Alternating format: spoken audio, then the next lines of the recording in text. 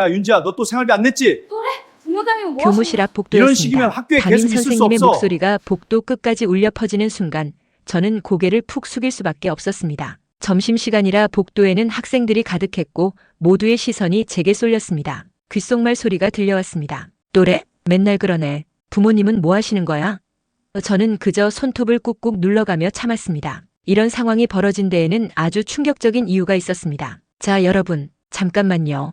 본격적으로 이야기를 시작하기 전에 댓글로 하나만 남겨주세요. 어디 사는 몇 살이고 지금 뭘 하면서 이 이야기를 듣고 계신지요? 출퇴근길인지 집에서 쉬는 중인지 아니면 공부하다 잠깐 쉬는 시간인지 궁금합니다. 그날 아침은 평소와 다를 게 없었습니다. 아니, 어쩌면 조금 더 나빴을지도 모르겠습니다. 집을 나서면서 냉장고를 열었을 때 텅 빈 선반을 보며 한숨을 쉬었던 기억이 납니다. 우유 한 팩도 김치도 없었습니다. 어머니는 새벽부터 나가셨고 아버지는 원래 안 계십니다. 정확히는 제 기억 속에 아버지라는 존재 자체가 희미합니다. 학교에 도착했을 때는 8시 20분쯤이었습니다. 교실 문을 열자 몇몇 아이들이 웃으며 떠들고 있었습니다. 저는 최대한 조용히 제자리로 갔습니다. 창가 맨 뒤 항상 그 자리였습니다. 가방을 내려놓고 앉으려는데 앞자리에 앉은 수진이가 뒤돌아봤습니다. 지아야, 너 이번에도 생활비 못 냈다며? 담임쌤이 아까 찾으시던데. 목소리는 작았지만 주변 몇 명이 확실히 들을 수 있는 크기였습니다. 저는 대답하지 않았습니다.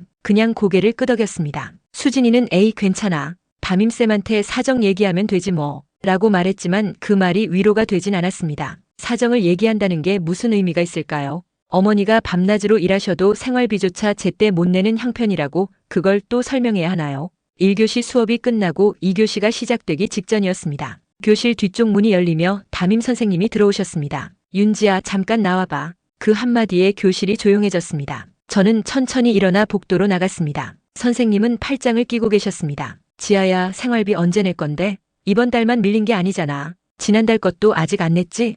죄송합니다. 죄송하다고 해결되는 게 아니잖아. 학교도 운영해야 하는데 내가 안 내면 다른 애들한테 피해가는 거 알아? 저는 아무 말도 할 수 없었습니다. 변명을 한다고 달라질 게 없었으니까요. 그때 복도 끝에서 누군가 다가오는 모습이 보였습니다. 정장을 입은 남자였습니다. 나이는 40대쯤 되어 보였고 키가 크고 자세가 꼿꼿했습니다. 옆에는 교감 선생님이 함께 걷고 계셨습니다. 아, 이사장님, 이쪽입니다. 교감 선생님의 목소리였습니다. 이사장님이라는 말에 담임 선생님의 표정이 순식간에 바뀌었습니다. 저를 보던 날카로운 눈빛이 사라지고 황급히 미소를 지으셨습니다. 아, 이사장님, 안녕하세요. 네, 안녕하십니까? 그 남자 강도현이라는 이름의 재단 설립자는 담임 선생님께 가볍게 고개를 숙이며 인사했습니다. 그러고는 자연스럽게 시선을 제게로 돌렸습니다. 그 순간 그의 발걸음이 멈췄습니다. 정확히는 저를 본 게 아니라 제 목을 본 것 같았습니다. 저는 무의식적으로 목에 손을 가져다 댔습니다. 거기엔 낡은 은반지가 가느다란 체인에 걸려 있었습니다. 어머니가 제가 태어났을 때부터 갖고 있던 거라고 하셨습니다. 이건 내 거야. 절대 잃어버리면 안 돼. 그 말씀만 남기시고 그 반지에 대해 더 이상 설명해 주신 적은 없었습니다. 저는 그저 어머니의 말씀을 지키기 위해 항상 목에 걸고 다녔습니다. 강도현은 몇 초간 움직이지 않았습니다. 그의 눈빛이 흔들렸습니다. 교감 선생님이 이사장님? 하고 부르자 그제야 정신을 차린 듯 고개를 끄덕였습니다. 아, 죄송합니다. 잠깐 멍했네요. 괜찮으십니까? 네, 괜찮습니다. 하지만 그의 시선은 여전히 제 목에 걸린 반지를 향하고 있었습니다. 저는 왠지 모를 불편함에 반지를 옷 안쪽으로 살짝 밀어 넣었습니다. 그러자 강도현은 눈을 감았다가 천천히 떴습니다. 그리고 교감 선생님을 향해 말했습니다. 이 학생은 몇 학년입니까? 아, 2학년입니다. 윤지아 학생이고요. 윤지아. 그는 제 이름을 나지막이 따라 말했습니다. 마치 그 이름을 확인하려는 것처럼 담임 선생님이 어색하게 웃으며 끼어들었습니다. 이사장님, 이 학생은 지금 제가 생활비 관련해서 상담 중이었습니다. 조금 사정이 어려운 편이라서요. 생활비요? 네. 밀린 게 좀 있어서요. 강도현은 잠시 말이 없었습니다. 그러다 천천히 고개를 끄덕이며 말했습니다. 알겠습니다. 그 부분은 제가 처리하겠습니다. 예? 이사장님이요? 담임 선생님은 당황한 표정이었습니다. 교감 선생님도 마찬가지였습니다. 저 역시 무슨 말인지 이해할 수 없었습니다. 이 학생의 생활비, 지금까지 밀린 것과 앞으로의 것까지 전액 장학금으로 처리해 주십시오. 재단 이사장 명의로요. 하지만 이사장님, 그건 문제 있습니까? 강도현의 목소리는 단호했습니다. 교감 선생님은 더 이상 말하지 못하고 고개를 숙였습니다. 아닙니다. 그렇게 하겠습니다. 저는 그 자리에 얼어붙어 있었습니다. 무슨 일이 벌어지고 있는 건지 실감이 나지 않았습니다. 강도현은 제게 시선을 돌렸습니다. 그의 눈빛에는 묘한 감정이 담겨 있었습니다. 그게 연민인지 아니면 다른 무언가인지 알 수 없었습니다. 학생, 이름이 윤지아라고 했죠? 네. 어머니 성함이 어떻게 되시나요? 갑작스러운 질문에 저는 당황했습니다. 왜 어머니 이름을 묻는 걸까요? 하지만 거절할 이유도 없었습니다. 윤미숙입니다. 그 이름을 듣는 순간 강도현의 표정이 미세하게 변했습니다. 눈가에 잔주름이 생겼고 입술이 굳어졌습니다. 그는 잠시 아무 말도 하지 않았습니다. 그러다 천천히 고개를 끄덕였습니다. 알겠습니다. 앞으로 학교 생활 열심히 하세요. 그리고는 교감 선생님과 함께 복도 저편으로 사라졌습니다. 저는 그 자리에 멍하니 서 있었습니다. 담임 선생님이 제 어깨를 툭 쳤습니다. 야, 너 진짜 운 좋다. 이사장님이 왜 갑자기 저러시는지 모르겠네. 어쨌든 됐다, 들어가. 저는 교실로 돌아왔습니다. 자리에 앉아서도 계속 그 남자의 눈빛이 떠올랐습니다. 제 목에 걸린 반지를 봤을 때의 그 표정, 어머니 이름을 들었을 때의 그 반응, 뭔가 이상했습니다. 단순히 가난한 학생을 도와주려는 마음만은 아닌 것 같았습니다. 수업이 끝나고 집으로 가는 길, 저는 목에 걸린 반지를 꺼내 들었습니다. 햇빛에 비춰보니 은빛이 희미하게 반짝였습니다. 안쪽에는 작은 글씨가 새겨져 있었습니다. 너무 작아서 잘 보이지 않았지만 예전에 자세히 봤을 때 K,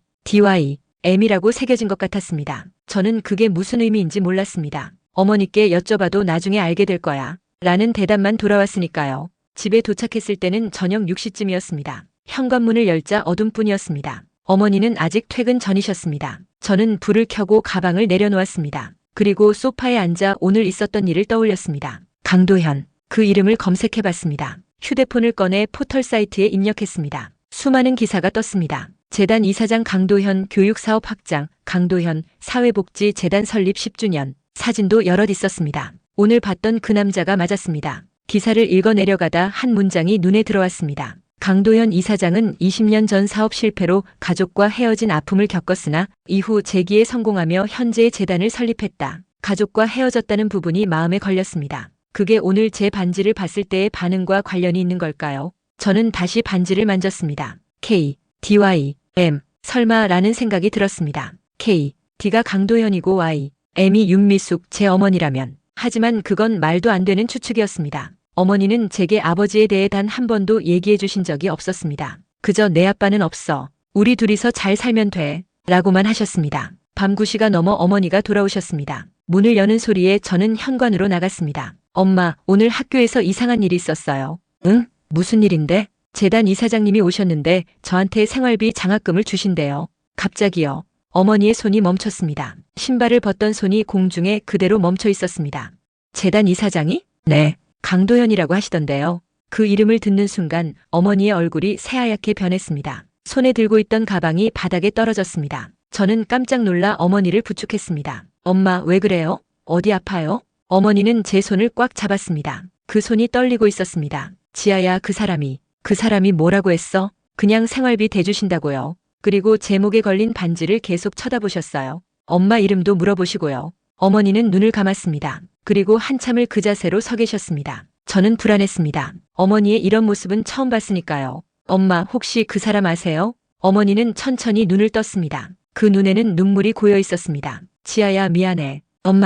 엄마가 너한테 숨긴 게 있어. 그날 밤 저는 제가 몰랐던 진실을 듣게 되었습니다. 강도현은 제 아버지였습니다. 엄마, 그럼 아빠가 저버린 게 아니었어요? 어머니는 고개를 저으셨습니다. 눈물을 닦으시면서요. 그날 밤 들었던 이야기는 제가 상상했던 것보다 훨씬 복잡했습니다. 아버지 강도현은 20년 전 사업 실패로 모든 걸 잃었고 빚쟁이들로부터 가족을 지키기 위해 우리를 떠나보냈다고 했습니다. 그리고 홀로 다시 일어섰다고요. 어머니는 그가 다시 찾아올 거라 믿었지만 시간이 흐르면서 그 기대는 포기로 바뀌었습니다. 그런데 왜 이제 와서? 말을 잇지 못했습니다. 20년이라는 시간이 너무 길었습니다. 이제 와서 아버지라고 불러야 하는 게 낯설었고 솔직히 말하면 화도 났습니다. 다음 날 아침 학교에 가려고 현관문을 여는 순간 한 남자가 서 있었습니다. 정장을 입은 40대 남성이었는데 공손하게 고개를 숙였습니다. 윤지아 학생 맞으십니까?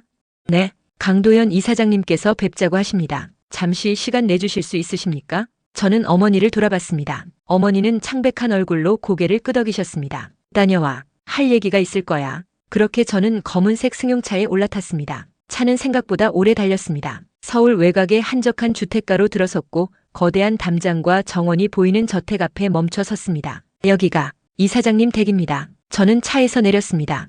현관문이 열리고 강도연이 나왔습니다. 그는 어제와 달리 편안한 차림이었습니다. 하지만 얼굴에는 여전히 긴장감이 남아 있었습니다. 오느라 수고했어요. 안으로 들어가죠. 저는 그를 따라 집 안으로 들어갔습니다. 넓은 거실, 높은 천장, 값비싼 가구들. 제가 살던 세상과는 완전히 달랐습니다. 소파에 앉으라는 손짓에 따라 조심스럽게 앉았습니다. 강도연은 제 맞은편에 앉았습니다. 지아야, 어제 내 어머니한테 들었을 거야. 내가 내 아버지라는 걸.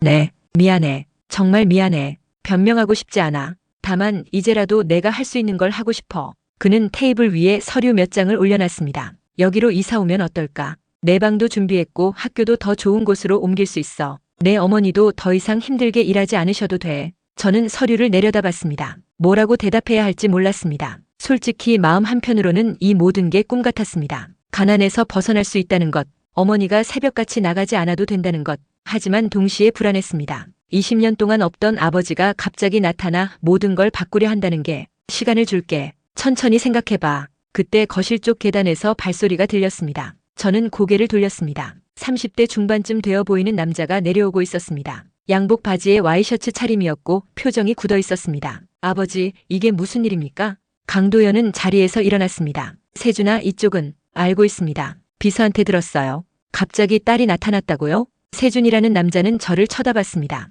그 눈빛에는 적대감이 가득했습니다. 저는 자리에서 일어나려다 다시 앉았습니다. 어떻게 해야 할지 몰랐습니다. 말 조심해라. 지아는 내 여동생이야. 여동생이요?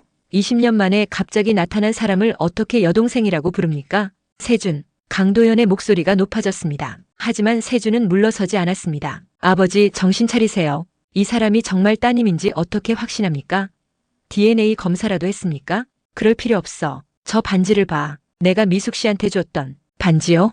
그런 건 얼마든지 구할 수 있습니다. 확실한 증거가 필요해요. 저는 그 자리에 앉아 아무 말도 하지 못했습니다. 세준의 말이 틀린 건 아니었습니다. 저 역시 갑자기 이런 상황이 된 게 혼란스러웠으니까요. 그때 또 다른 여자가 거실로 들어왔습니다. 30대 초반쯤 되어 보였고 단정한 옷차림에 차가운 인상이었습니다. 여보, 무슨 일이에요? 미란아, 이쪽은 아버지께서 데려오신 분이야. 딸이라고 하시네. 미란이라는 여자는 저를 훑어봤습니다. 머리부터 발끝까지. 그 시선이 불편했습니다. 마치 물건을 감정하듯이. 아버님, 실례지만 이건 너무 갑작스러운 일 아닙니까? 가족들과 상의도 없이. 상의가 필요한 일이 아니야. 지아는 내 딸이고 이제 이 집에서 함께 살 거야. 하지만 확인 절차는 필요하지 않을까요? 혹시라도 사귈 수도. 미란 씨. 강도연의 목소리가 거실에 울렸습니다. 미란은 입을 다물었지만 눈빛은 여전히 차가웠습니다. 저는 그 자리에서 도망치고 싶었습니다. 환영받지 못한다는 걸 온몸으로 느낄 수 있었습니다. 죄송합니다만 저는 그냥 갈게요.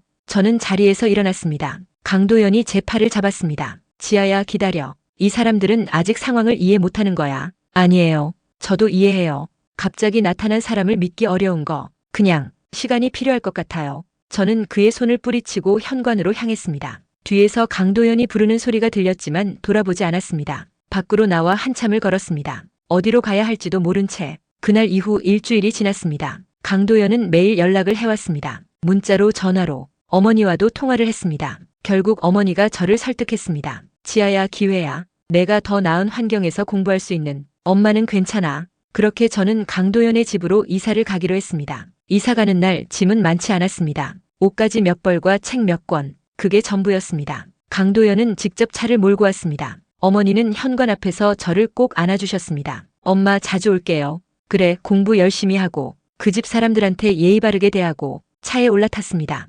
강도연은 조심스럽게 운전했습니다. 가는 내내 말이 없었습니다. 저도 창밖만 바라봤습니다. 집에 도착했을 때는 오후 2시쯤이었습니다. 내 방은 2층 끝쪽이야. 마음에 들었으면 좋겠는데. 방문을 열자 깔끔하게 정돈된 공간이 나타났습니다. 책상, 침대, 옷장, 모든 게 새 것이었습니다. 창문으로는 정원이 보였습니다. 제가 살던 곳과는 비교할 수 없을 만큼 좋았습니다. 하지만 왠지 모를 공허함이 느껴졌습니다. 천천히 정리해. 저녁은 6시에 같이 먹자. 강도연이 나가고 혼자 남았습니다. 저는 짐을 풀기 시작했습니다. 옷을 옷장에 걸고 책을 책상 위에 올려놨습니다. 그러다 문득 복도에서 소리가 들렸습니다. 작은 목소리였지만 분명히 들렸습니다. 저 애 때문에 집안 분위기 엉망이야. 그러게, 아버님이 왜 저러시는지 모르겠어. 세준과 미란의 목소리였습니다. 저는 문 쪽으로 다가갔습니다. 귀를 기울였습니다. 여보, 우리가 가만히 있을 순 없어. 저 애가 진짜 따님인지 확인해야 해. 어떻게? DNA 검사. 몰래 시료 채취해서 검사 맡기면 돼.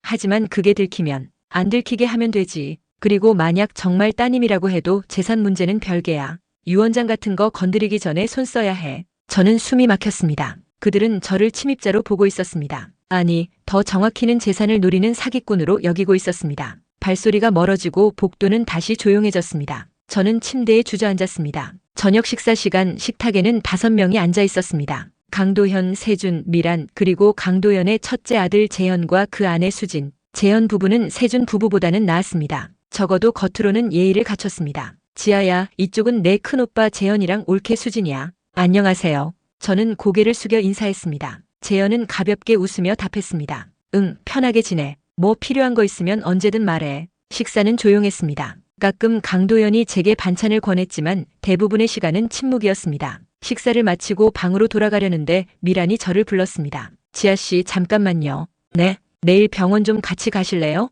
건강검진 받으러요. 이 집에 들어오셨으니 기본적인 검진은 받아두는 게 좋을 것 같아서요. 저는 고개를 끄덕였습니다. 거절할 이유가 없었습니다. 네, 알겠습니다. 다음 날 미란과 함께 병원에 갔습니다. 차 안은 조용했습니다. 미란은 운전하는 내내 말이 없었습니다. 병원에 도착해 각종 검사를 받았습니다. 피검사, X-레이, 기본적인 문진. 모든 게 끝나고 대기실에서 기다리는데 미란이 화장실에 간다며 자리를 떠났습니다. 그때 한 간호사가 다가왔습니다. 윤지아 환자분 맞으시죠? 네. 추가 검사가 있는데요. 잠깐 이쪽으로 오시겠어요? 저는 간호사를 따라갔습니다. 작은 검사실로 안내받았고 또다시 피를 뽑았습니다. 이게 무슨 검사예요? 하고 물었지만 기본 혈액 검사 추가분이에요. 라는 답만 돌아왔습니다. 검사를 마치고 대기실로 돌아왔을 때 미란이 이미 돌아와 있었습니다. 오래 걸렸네요. 추가 검사가 있었어요. 그래요? 뭐 꼼꼼하게 하는 게 좋죠. 집으로 돌아오는 길 저는 뭔가 이상하다는 느낌을 지울 수 없었습니다. 그 추가 검사가 정말 건강검진의 일부였을까? 아니면 DNA 검사? 일주일 후 저녁 식사 자리에서 세준이 서류 봉투를 꺼냈습니다. 아버지, 이거 보셔야 할 것 같습니다. 강도현은 봉투를 받아들었습니다. 안에서 서류를 꺼내 읽기 시작했습니다. 그의 얼굴이 점점 굳어졌습니다. 이게 뭐야? DNA 검사 결과입니다. 지아 씨와 아버지 사이에 혈연 관계가 없다고 나왔습니다. 식탁이 조용해졌습니다. 저는 세준을 쳐다봤습니다. 그는 차갑게 웃고 있었습니다. 뭐라고? 강도현의 목소리가 떨렸습니다. 제가 지난주에 몰래 검사를 의뢰했습니다. 지아 씨 혈액 샘플과 아버지 것을 비교 분석한 결과입니다. 명확합니다. 부녀 관계가 아니에요. 저는 그 자리에서 얼어붙었습니다. 말도 안 됐습니다. 어머니가 거짓말을 할 리 없었습니다. 강도현도 확신했습니다. 그런데 검사 결과가 다르다고? 이건 뭔가 잘못됐어. 강도현이 중얼거렸습니다. 잘못된 게 아닙니다, 아버지. 현실을 받아들이셔야 해요. 이 사람은 우리 가족이 아닙니다. 미란이 거들었습니다. 아버님, 저희도 이런 결과를 원한 건 아니에요. 하지만 사실은 사실이잖아요. 저는 자리에서 일어났습니다. 다리가 후들거렸습니다. 저는 사기친 적 없어요. 어머니가 뭐라고 하시던 간에 과학적 증거가 우선입니다. 세준은 단호했습니다. 저는 강도현을 봤습니다. 그는 서류를 내려다보며 말이 없었습니다. 아버지, 제 목소리는 떨렸습니다. 하지만 강도현은 대답하지 않았습니다. 그저 서류를 꽉 쥔 채 앉아있을 뿐이었습니다. 그날 밤 저는 방에서 나오지 않았습니다. 어머니께 전화를 걸었지만 받지 않으셨습니다. 문자를 보냈습니다. 엄마, DNA 검사 결과가 이상하게 나왔어요. 어떻게 된 거예요?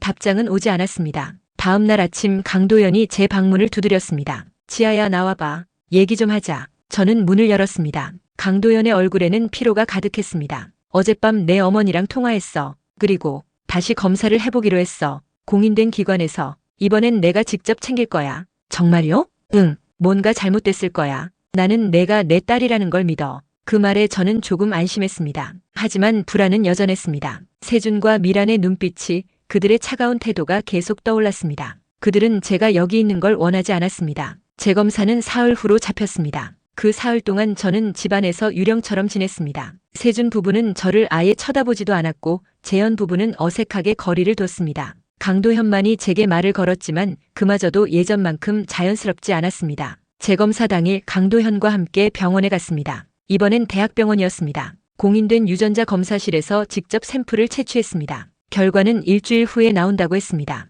그 일주일은 지옥 같았습니다. 일주일이 지나고 결과가 나왔습니다. 강도현은 봉투를 뜯지도 않은 채 거실 테이블 위에 올려놨습니다. 온 가족이 모였습니다. 세준, 미란, 재현, 수진 모두가 저를 바라봤습니다. 아버지, 어서 확인하세요. 세준의 목소리는 차분했습니다. 너무 차분해서 오히려 소름이 돋았습니다. 강도연은 천천히 봉투를 열었습니다. 서류를 꺼내 읽기 시작했습니다. 그의 손이 미세하게 떨렸습니다. 얼굴에서 혈색이 빠졌습니다. 이럴 수가. 뭐라고 나왔습니까? 세준이 물었습니다. 강도연은 서류를 내려놨습니다. 음성이야. 혈연 관계 없음. 그 한마디에 세상이 무너지는 것 같았습니다. 저는 자리에서 벌떡 일어났습니다. 말도 안 돼요.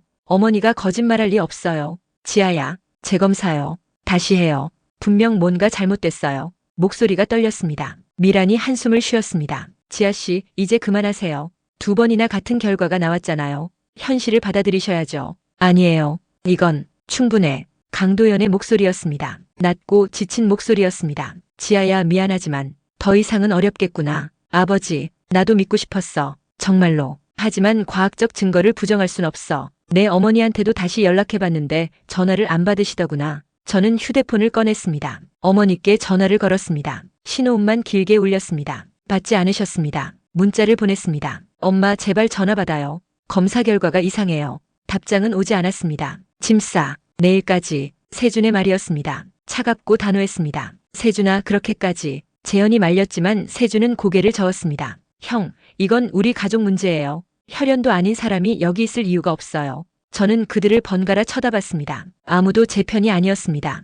강도현조차 고개를 숙인 채 말이 없었습니다. 저는 방으로 올라갔습니다. 문을 닫고 침대에 주저앉았습니다. 눈물이 나오지 않았습니다. 그저 멍했습니다. 다음 날 아침 일찍 저는 짐을 쌌습니다. 일주일 전에 풀었던 옷가지들을 다시 가방에 넣었습니다. 책들을 챙겼습니다. 목에 걸린 반지를 만졌습니다. K, DY, M. 이게 다 무슨 의미였을까요? 현관에 내려갔을 때 강도연이 서 있었습니다. 지아야, 정말 미안하다. 그는 봉투 하나를 내밀었습니다. 여기 얼마 안 되지만 당분간 쓰렴. 그리고 학교 생활비는 계속 지원할게. 그 정도는 됐어요. 저는 봉투를 받지 않았습니다. 저 혼자 할 수 있어요. 지금까지 그래왔던 것처럼. 지아야, 그리고 이거요. 저는 목에서 반지를 풀었습니다. 체인째로. 그리고 그의 손에 쥐어줬습니다. 이것도 가져가세요. 저한테는 더 이상 의미 없으니까. 안 돼. 이건 내 거. 제 거 아니에요. 아버지 거잖아요. 아버지 아니신 분한테 받을 이유 없어요. 저는 돌아섰습니다. 현관문을 열고 나갔습니다. 뒤에서 강도연이 부르는 소리가 들렸지만 돌아보지 않았습니다. 집 밖으로 나와 걷기 시작했습니다. 어디로 가야 할지 막막했습니다. 일단 집으로 갔습니다. 제가 살던, 어머니와 함께 살던 그 좁은 집으로. 문을 열었을 때 집 안은 어두웠습니다. 어머니는 없었습니다. 거실 테이블 위에 쪽지가 하나 놓여 있었습니다. 지아야, 미안해. 엄마가 너한테 잘못했어. 조금만 기다려. 곧 돌아올게. 그게 전부였습니다. 어머니가 어디 가셨는지, 왜 전화를 안 받으시는지 아무것도 알 수 없었습니다. 저는 소파에 앉았습니다. 시간이 얼마나 흘렀는지 모르겠습니다. 해가 지고 어두워졌습니다. 배가 고팠습니다. 냉장고를 열었습니다. 텅 비어 있었습니다. 어머니가 나가신 지 며칠 된 것 같았습니다. 저는 편의점에 갔습니다. 삼각김밥 하나와 물을 샀습니다. 주머니에 남은 돈은 얼마 되지 않았습니다. 강도연이 준 생활비 장학금도 이제 끊길 테니 다시 예전으로 돌아가는 거였습니다. 집으로 돌아와 삼각김밥을 먹었습니다. 맛이 없었습니다. 아니, 맛을 느낄 여유가 없었습니다.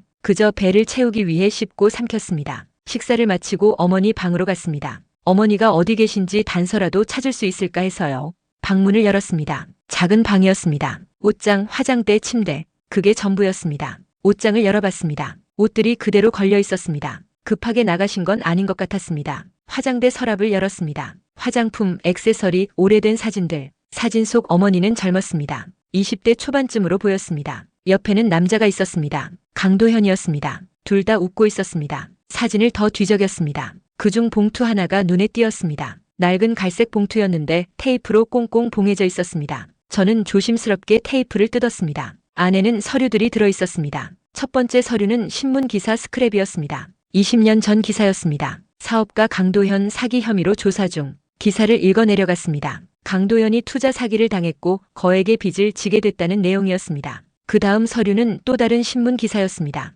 강도현 동업자 김태수 의문의 교통사고로 사망. 저는 멈칫했습니다. 김태수. 그 이름이 낯설지 않았습니다. 어디선가 들어본 것 같았는데 기억이 나지 않았습니다. 기사를 계속 읽었습니다. 김태수는 강도현과 함께 사업을 하던 중 교통사고로 숨졌다. 경찰은 단순 사고로 결론지었으나 일부에서는 의혹을 제기하고 있다. 다음 서류는 손으로 쓴 메모였습니다. 어머니의 필체였습니다. 태수 오빠가 죽었다. 경찰은 사고라고 하지만 나는 믿을 수 없다. 도현이가 그날 밤 이상했다. 뭔가 숨기고 있었다. 태수 오빠가 죽기 전날 둘이 크게 싸웠다고 들었다. 돈 문제 때문에. 혹시? 아니야, 그럴 리 없어. 도현이가 그럴 사람이 아니야. 손이 떨렸습니다. 저는 다음 페이지를 넘겼습니다. 또 다른 메모가 있었습니다. 경찰 조사 결과가 나왔다. 단순 사고. 하지만 목격자가 있었다는 소문을 들었다. 누군가 그날 밤 현장 근처에 검은색 차가 있었다고 했다는데 경찰 보고서에는 없다. 왜? 누가 묻은 거야? 마지막 서류는 사진이었습니다.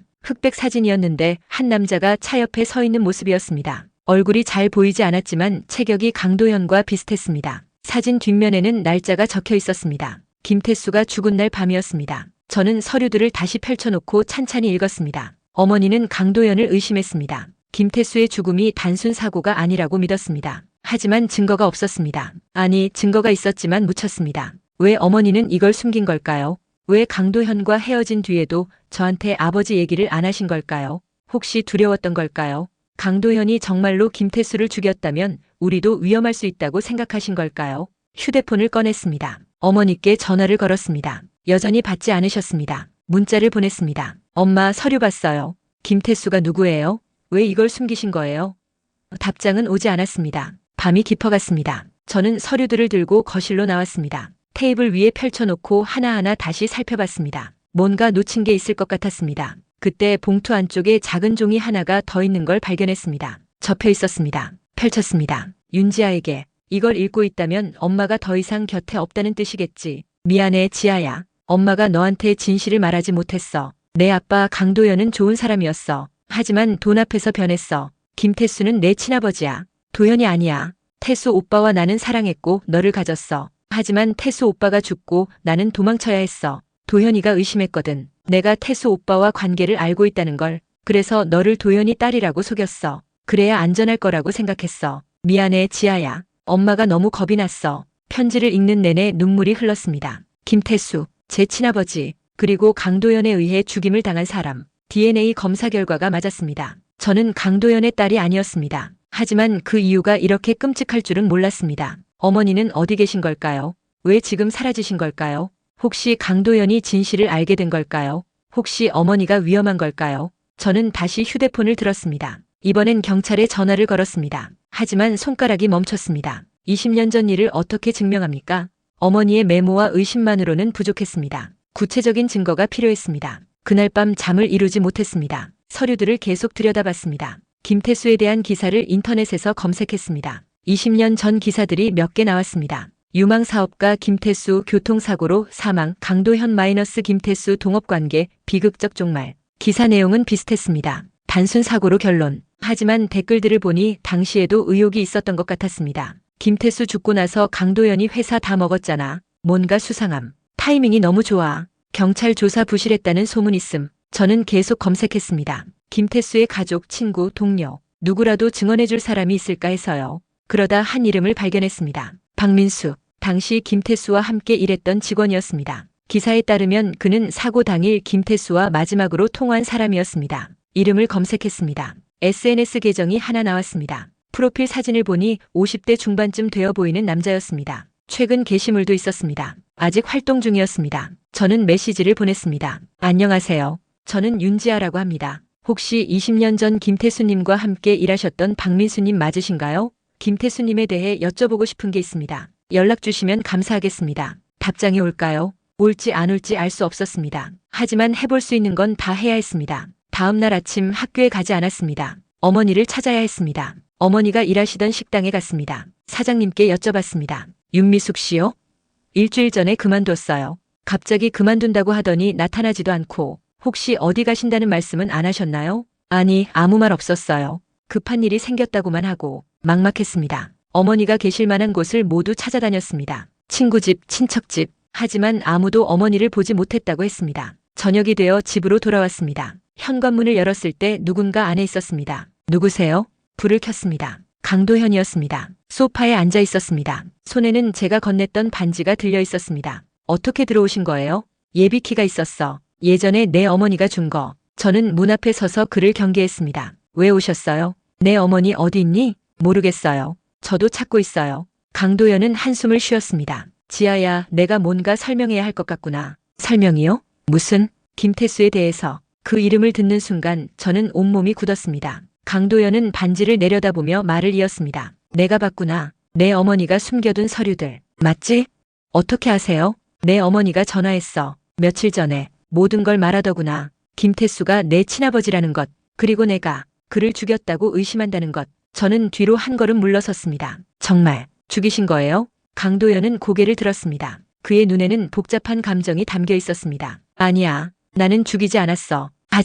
하지만요? 막지도 못했어. 그는 자리에서 일어났습니다. 저는 본능적으로 뒤로 물러났습니다. 하지만 그는 다가오지 않았습니다. 그저 창밖을 바라보며 말했습니다. 김태수는 내 친구였어. 동업자이기도 했지. 우리는 함께 사업을 시작했어. 하지만 돈이 생기면서 관계가 틀어졌지. 태수는 회사 돈을 빼돌렸어. 나는 그걸 알았고 따졌어. 그날 밤 우리는 싸웠어. 심하게. 태수는 화를 내며 차를 몰고 나갔어. 그리고 그는 말을 멈췄습니다. 숨을 깊이 들이쉬고 내쉬었습니다. 사고가 났어. 나는 그 소식을 다음 날 아침에 들었어. 경찰은 음주운전 사고라고 했어. 하지만 나는 알아. 내가 그를 그렇게 몰아붙이지 않았다면 그가 그날 밤 술을 마시고 운전하지 않았을 거라는 걸. 저는 그의 말을 듣고 있었지만 믿을 수 없었습니다. 그게 다예요? 그냥 사고였다는 거예요? 경찰 조사 결과도 그랬어. 하지만 내 어머니는 믿지 않았어. 그리고 나를 떠났지. 너를 데리고. 어머니는 지금 어디 계세요? 모르겠어. 나한테 전화했을 때 어디론가 숨는다고 했어. 나를 피해서. 그리고요? 누군가 자기를 쫓아온다고 했어. 심장이 쿵 하고 내려앉았습니다. 누가요? 모르겠어. 전화가 끊겼어. 그 이후로 연락이 안 돼. 저는 주저앉았습니다. 어머니가 위험하다는 생각에 머리가 하얘졌습니다. 강도연이 다가와 제 어깨에 손을 올렸습니다. 지아야, 우리 함께 찾자. 내 어머니를. 저는 그의 손을 뿌리쳤습니다. 당신 때문이에요. 다 당신 때문이라고요. 알아. 내 잘못이야. 하지만 지금은 미숙 씨를 찾는 게 먼저야. 그때 휴대폰이 울렸습니다. 모르는 번호였습니다. 저는 전화를 받았습니다. 여보세요? 윤지아 학생이십니까? 박민수입니다. 메시지 받았어요. 박민수님이세요? 저는 강도연을 힐끗 쳐다봤습니다. 그는 긴장한 표정으로 저를 바라보고 있었습니다. 네, 맞습니다. 메시지에 김태수님에 대해 물어보고 싶다고 하셨죠? 네, 맞아요. 혹시 지금 만날 수 있을까요? 급한 일이에요. 그러시군요. 내일 오전 10시에 신촌 카페에서 만날까요? 제가 장소 문자 보내드릴게요. 감사합니다. 전화를 끊었습니다. 강도연이 물었습니다. 박민수, 그 사람을 어떻게 찾았어? 검색했어요. 김태수 아저씨 사고 당일 마지막으로 통화한 사람이라고 기사에 나왔거든요. 강도연의 얼굴이 굳었습니다. 지아야, 그 사람 만나지 마. 위험할 수 있어. 왜요? 뭐가 위험한데요? 20년 전 일을 파헤치면 좋을 게 없어. 저는 그를 똑바로 쳐다봤습니다. 제 아버지 죽음에 대한 진실인데 왜 파헤치면 안 돼요? 당신이 숨길 게 있어서 그런 거 아니에요? 그게 아니야. 난 정말 나가주세요. 더 이상 얘기하고 싶지 않아요. 강도연은 한참을 저를 바라보다가 천천히 고개를 끄덕였습니다. 알았어. 하지만 조심해. 그리고 내 어머니 소식 들으면 꼭 연락해줘. 그는 반지를 테이블 위에 올려놓고 나갔습니다. 문이 닫히는 소리가 들렸습니다. 저는 반지를 집어들었습니다. K, DY, M. 이제는 이게 강도현과 어머니의 이니셜이 아니라는 걸 알았습니다. K, D는 김태수의 또 다른 이름이었을지도 모릅니다. 아니면 완전히 다른 의미일 수도 있었습니다. 다음 날 아침 저는 신촌으로 향했습니다. 카페는 조용한 골목 안쪽에 있었습니다. 안으로 들어가니 창가 자리에 한 남자가 앉아 있었습니다. 50대 중반 회색 머리에 안경을 쓴 남자였습니다. 제가 들어가자 손을 들어 보였습니다. 윤지아 학생이시죠? 네, 안녕하세요. 저는 그 맞은편에 앉았습니다. 박민수는 커피 한 잔을 제게 건넸습니다. 미리 주문해뒀어요. 아메리카노 괜찮으시죠? 네, 감사합니다. 그래서 김태수 사장님에 대해 뭐가 궁금하신 건가요? 저는 잠시 망설였습니다. 어디서부터 얘기해야 할까요? 저는 김태수님의 딸입니다. 박민수의 눈이 커졌습니다. 딸? 태수 사장님한테 딸이 있었어요? 네. 어머니는 윤미숙이고요. 20년 전에 제가 태어났어요. 하지만 아버지는 그 전에 돌아가셨죠. 박민수는 천천히 고개를 끄덕였습니다. 윤미숙. 아, 기억나요. 태수 사장님이 사귀시던 분. 그분이 임신하셨다는 건 몰랐네요. 아버지 사고에 대해 물어보고 싶어요. 정말 단순 사고였나요? 박민수의 표정이 어두워졌습니다. 그는 커피잔을 들었다가 다시 내려놨습니다. 학생, 왜 이제 와서 그 일을 파헤치려고 하세요? 진실을 알고 싶어요. 어머니가 남긴 자료를 봤는데 뭔가 이상한 점이 많았어요. 이상한 점. 박민수는 한숨을 쉬었습니다. 맞아요. 이상한 점 투성이었죠. 경찰은 음주운전 사고라고 결론 지었지만 저는 믿지 않았어요. 왜요? 태수 사장님은 술을 거의 안 드시는 분이었어요. 특히 운전할 때는 절대 안 드셨죠. 그런데 사고 당일 혈중 알코올 농도가 0.15%였다고 하더군요. 말도 안 되는 수치였어요. 저는 메모를 꺼내 적기 시작했습니다. 또 뭐가 이상했어요? 사고 현장이요. 저도 가봤어요. 나중에. 도로가 일직선이었어요. 굳이 중앙선을 넘어 마주오는 차와 충돌할 이유가 없는 곳이었죠. 게다가 그는 주변을 둘러보고 목소리를 낮췄습니다. 목격자가 있었어요. 사고 직전에 검은색 SUV 한 대가 태수 사장님 차를 쫓아가는 걸 봤다고 하더군요. 하지만 그 목격자 진술은 경찰 보고서에 없었어요. 왜 없었어요? 모르겠어요. 묻힌 거죠. 누군가 의도적으로. 혹시 강도연 이사장이요? 박민수는 고개를 저었습니다. 지아야, 지금 무슨 말을 하는 거야? 들어보세요.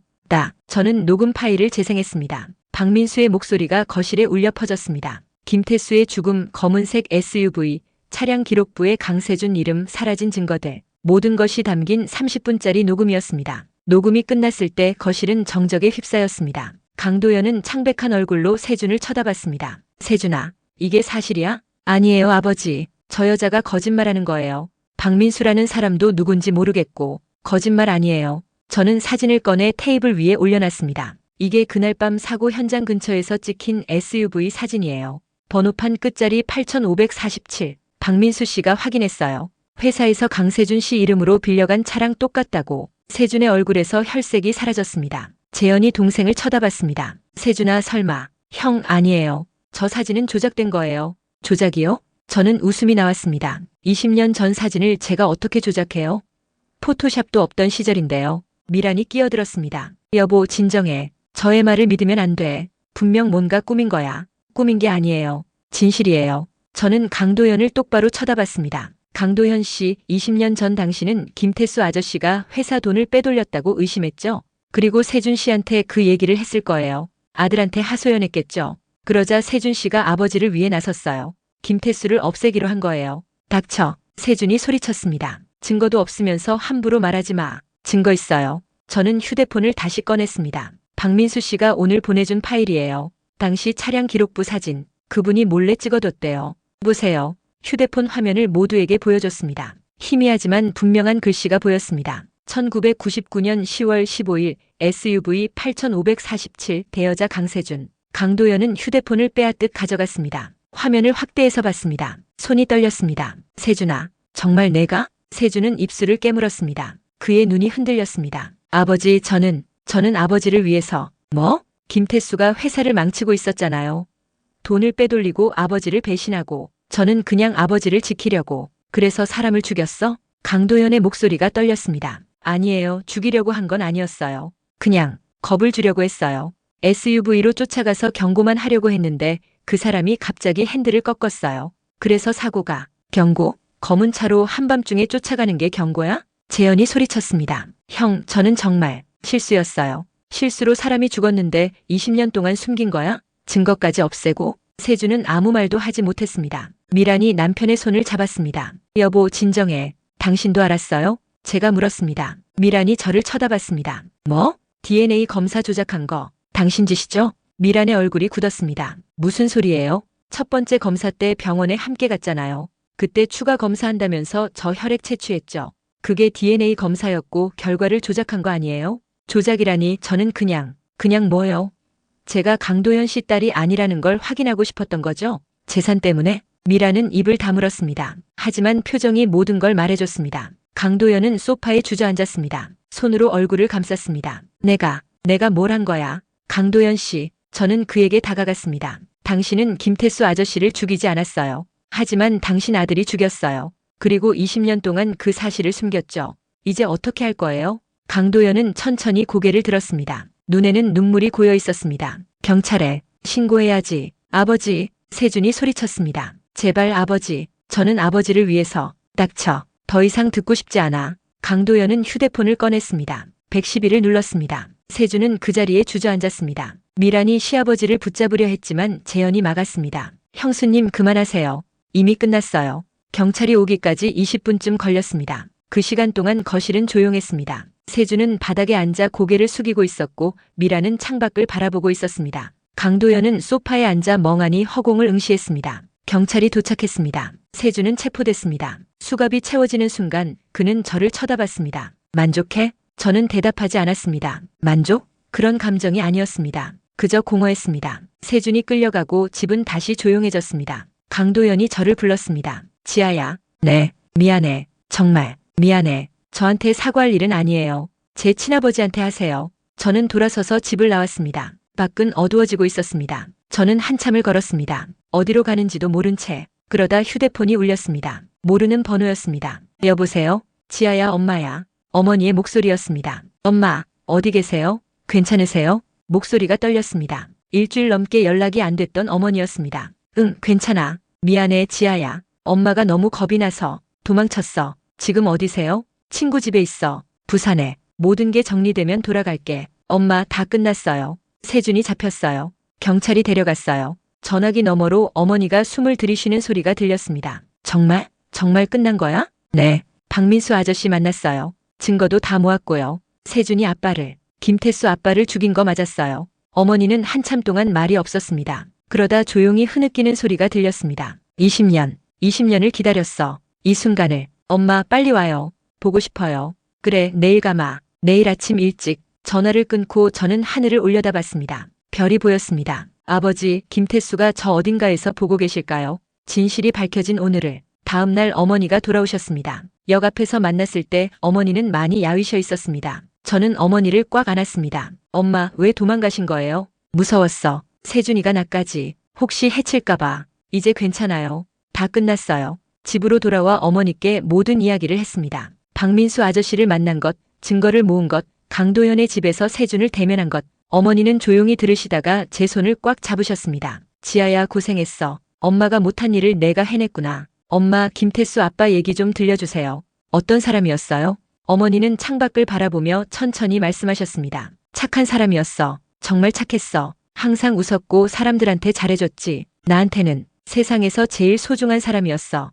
왜 강도연 씨랑 동업하신 거예요? 그때는 둘 다 젊었고 꿈이 있었어. 함께 회사를 키우고 싶어 했지. 처음엔 잘 됐어. 정말 잘 됐어. 그런데 돈이 생기니까 사람이 변하더라고. 강도연 씨가요? 아니, 둘 다. 태수도 도연이도 서로 의심하기 시작했어. 누가 더 많이 가져가는지, 누가 회사를 더 키우는지. 그러다 결국 어머니는 말을 잇지 못하셨습니다. 저는 어머니 손을 잡았습니다. 이제 됐어요, 엄마. 더 이상 아파하지 마세요. 재판은 2달 후에 시작됐습니다. 강세준은 업무상 과실치사와 증거인멸로 기소됐습니다. 살인죄는 아니었습니다. 검사 측에서도 고의성을 입증하기 어렵다고 판단했기 때문입니다. 하지만 20년 전 사건을 은폐하고 증거를 없앤 것, 그리고 제 DNA 검사를 조작한 것까지 더해져 형량은 가볍지 않았습니다. 법정에 섰습니다. 증인으로 박민수 아저씨도 증인석에 섰습니다. 그분은 떨리는 목소리로 20년 전 그날의 진실을 증언했습니다. 세준은 피고석에 앉아 고개를 숙이고 있었습니다. 재판장이 물었습니다. 피고인, 마지막으로 하고 싶은 말이 있습니까? 세준은 천천히 일어났습니다. 저를 쳐다봤습니다. 윤지아 씨, 미안합니다. 당신 아버지를 죽인 건 제 잘못입니다. 변명하고 싶지 않습니다. 그리고 강도연을 봤습니다. 아버지, 죄송합니다. 아버지를 위한다고 했지만 결국 모든 걸 망쳤습니다. 강도연은 방청석에 앉아 눈물을 흘리고 계셨습니다. 재현이 아버지 어깨를 감싸 안고 있었습니다. 판결이 나왔습니다. 징역 7년, 집행유예 없이. 세준은 법정을 나가며 한 번 더 저를 쳐다봤습니다. 그 눈빛에 뭐라 형용할 수 없는 감정이 담겨 있었습니다. 후회, 원망, 알 수 없었습니다. 재판이 끝나고 한 달쯤 지났을 때 강도연이 저를 찾아왔습니다. 어머니와 함께 사는 집으로. 현관벨을 눌렀을 때 저는 망설였습니다. 하지만 어머니가 문을 열어주셨습니다. 도현 씨, 미숙 씨, 오랜만입니다. 둘은 20년 만에 다시 마주했습니다. 어색한 침묵이 흘렀습니다. 강도연이 먼저 말을 꺼냈습니다. 들어가도 될까요? 어머니는 고개를 끄덕이셨습니다. 거실로 안내했습니다. 강도연은 소파에 앉지 않고 서 있었습니다. 지아야, 그리고 미숙 씨, 정말 미안합니다. 그는 깊게 고개를 숙였습니다. 제 아들이 저지른 일, 변명의 여지가 없습니다. 태수를 지키지 못한 것도 20년 동안 진실을 몰랐던 것도 모두 제 책임입니다. 어머니가 말씀하셨습니다. 도현 씨 잘못은 아니에요. 세준 씨가 한 일이잖아요. 아니요. 제가 태수를 의심했고 그 의심이 세준이한테 전해졌습니다. 제가 더 신중했더라면, 제가 아들을 제대로 가르쳤더라면 이런 일은 일어나지 않았을 겁니다. 강도연은 봉투 하나를 꺼냈습니다. 이건 태수의 몫입니다. 회사 지분 30%. 당시 태수가 가지고 있던 거였죠. 제가 다 가져갔습니다. 이제라도 돌려드립니다. 어머니는 봉투를 받지 않으셨습니다. 필요 없어요. 미숙 씨, 돈으로 해결될 일이 아니에요. 태수는 돌아오지 않아요. 알고 있습니다. 하지만 이건 태수의 것이고 지아의 것입니다. 받아주세요. 저는 봉투를 받았습니다. 무거웠습니다. 무게 때문이 아니라 그 안에 담긴 의미 때문에. 감사합니다. 강도연은 또 다른 서류를 꺼냈습니다. 그리고 이건 호적 정리 서류입니다. 호적이요? 네. 지아를 제 딸로 입적하고 싶습니다. 법적으로는 피가 섞이지 않았지만 마음으로는 제 딸입니다. 태수의 딸이기도 하고요. 받아들여 주시겠습니까? 저는 어머니를 봤습니다. 어머니는 제게 결정을 맡기셨습니다. 저는 한참을 고민했습니다. 강도연을 아버지라고 부를 수 있을까요? 세준이 저지른 일을 그 가족의 일원이 되는 걸 받아들일 수 있을까요? 조건이 있어요. 말씀하세요. 제 성은 그대로 윤지아로 남을 거예요. 그리고 김태수라는 이름을 제 호적의 친아버지로 기록해 주세요. 강도연은 고개를 끄덕였습니다. 그렇게 하겠습니다. 그리고 학교는 제가 다니던 곳 그대로 다닐게요. 친구들이 있고 제가 익숙한 곳이니까요. 알겠습니다. 마지막으로 엄마랑 계속 함께 살 거예요. 당신 집으로 가지 않을게요. 강도연은 잠시 침묵했습니다. 하지만 곧 웃었습니다. 쓸쓸한 웃음이었습니다. 좋습니다. 지아가 원하는 대로 하세요. 다만 가끔 얼굴이라도 볼 수 있으면 좋겠네요. 그 정도는 할게요. 그렇게 저는 법적으로 강도연의 딸이 되었습니다. 하지만 제 마음속 아버지는 여전히 김태수였습니다.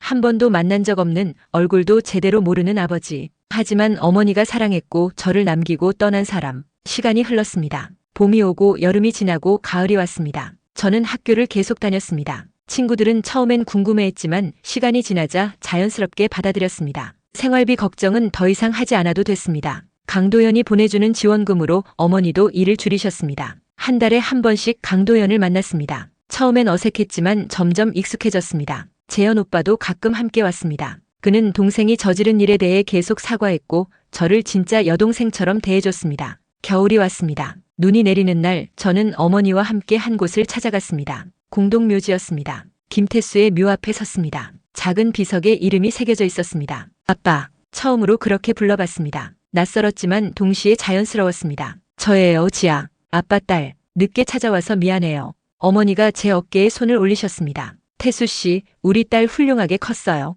당신 닮아서 착하고 용감해요. 저는 가방에서 꽃다발을 꺼내 묘 앞에 놓았습니다. 그리고 절을 했습니다. 한참을 그 자리에 앉아 있었습니다. 바람이 불었습니다. 차가웠지만 왠지 따뜻하게 느껴졌습니다. 아빠, 저 잘 살게요. 엄마랑 함께. 아빠가 못 본 제 모습 열심히 보여드릴게요. 하늘에서 지켜봐 주세요. 집으로 돌아오는 길 어머니가 말씀하셨습니다. 지아야, 이제 다 끝난 것 같다. 네, 엄마. 앞으로는 행복하게 살자. 태수도 그걸 원할 거야. 그럴게요. 하지만 완전히 끝난 건 아니었습니다. 가끔 밤에 꿈을 꿨습니다. 한 번도 본 적 없는 아버지가 나타나는 꿈을. 그는 저를 보고 웃었습니다. 잘 컸구나, 지아야. 그렇게 말하는 것 같았습니다. 꿈에서 깨면 베개가 젖어 있었습니다. 잃어버린 아버지, 만나지 못한 사랑. 그 그리움은 여전히 제 마음속에 남아 있었습니다. 아마 평생 남아 있을 겁니다. 하지만 그것이 저를 슬프게만 하지는 않았습니다. 오히려 더 단단하게 만들어줬습니다. 더 열심히 살아야겠다는 의지를 주었습니다. 졸업식 날이었습니다.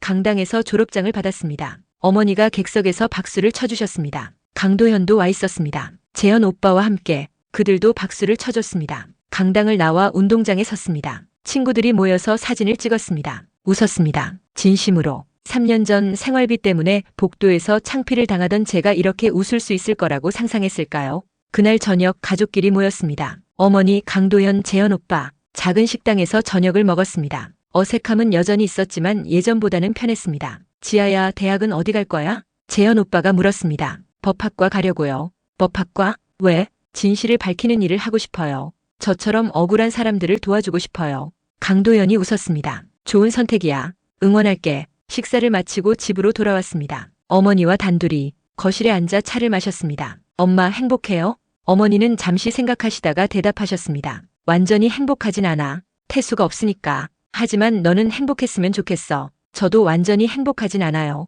아빠를 모르니까. 하지만 괜찮아요. 이 정도면 충분해요. 어머니가 제 손을 잡으셨습니다. 그래, 이 정도면 충분해. 창밖을 봤습니다. 밤하늘에 별이 빛나고 있었습니다. 그중 하나가 유독 밝았습니다. 저는 그게 아버지라고, 김태수라고 믿기로 했습니다. 저를 지켜보고 있는 아버지. 아빠, 잘 자요. 작은 목소리로 중얼거렸습니다. 별은 반짝였습니다. 대답하는 것처럼 새로운 삶이 시작됐습니다. 과거의 상처를 안고 하지만 그것에 무너지지 않고 앞으로 나아가는 살, 쉽지 않을 겁니다. 가끔 힘들 겁니다. 그래도 괜찮았습니다. 저에게는 어머니가 있고 지켜봐 주시는 아버지가 있고 응원해주는 사람들이 있으니까요. 그리고 무엇보다 저 자신이 있었습니다. 진실을 밝혀낸 윤지아, 포기하지 않은 윤지아. 그 힘으로 앞으로도 계속 걸어갈 겁니다. 목에 걸린 반지를 만졌습니다. K, DY, M. 이제 그 의미를 알았습니다. 김태수와 윤미숙, 제 부모님. 비록 함께하지 못했지만 사랑했던 두 사람. 그 사랑의 결실이 바로 저였습니다.